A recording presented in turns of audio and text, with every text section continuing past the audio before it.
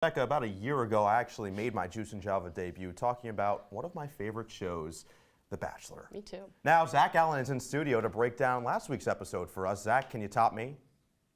Noah, I'm going to give it my best shot, but I don't think anybody can top what you did last year. So we got back to the most boring Bachelor ever continued his search for a wife in the city of love this past week. Honestly, Ari is like the human version of transition lenses. They're cool at first, and then you forget about them. And that has nothing to do with his hair, you know, that irresistible salt and pepper look. For the first date, Ari took Lauren B for a stroll through Paris. Lauren shut down on Ari, though, and went full Owen Wilson to start this date. All she could say about anything was just, wow, wow. And then out of nowhere, she tells Ari she used to be engaged, but Ari cannot be topped on his own show. He tells her he got a girlfriend pregnant a while back, but because of a miscarriage, he's not a father, and his ex ran away. Basically, this date was Ari saying, she's super hot, but we don't connect. Here's a rose. Up next was the group date where 6 of the girls went to Moulin Rouge to be dancers for the day. Short-haired Becca received the rose and got to join Ari on stage in a live performance. It was actually the first time all season she wore a bra.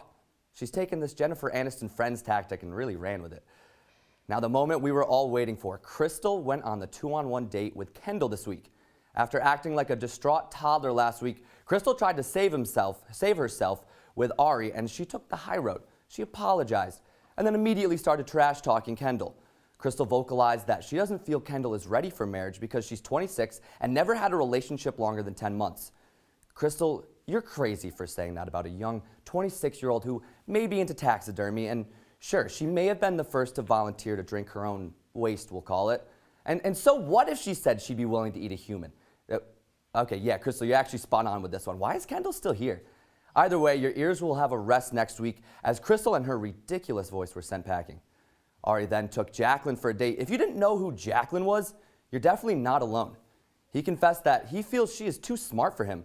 But earlier on the date, the car Ari was driving broke down, and this is exactly what Jacqueline said, quote, "It is hot when guys who know things about things do things about things and talk about them." So all those without a Y chromosome out there, I apologize on your behalf.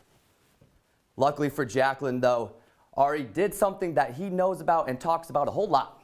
He gave her a rose.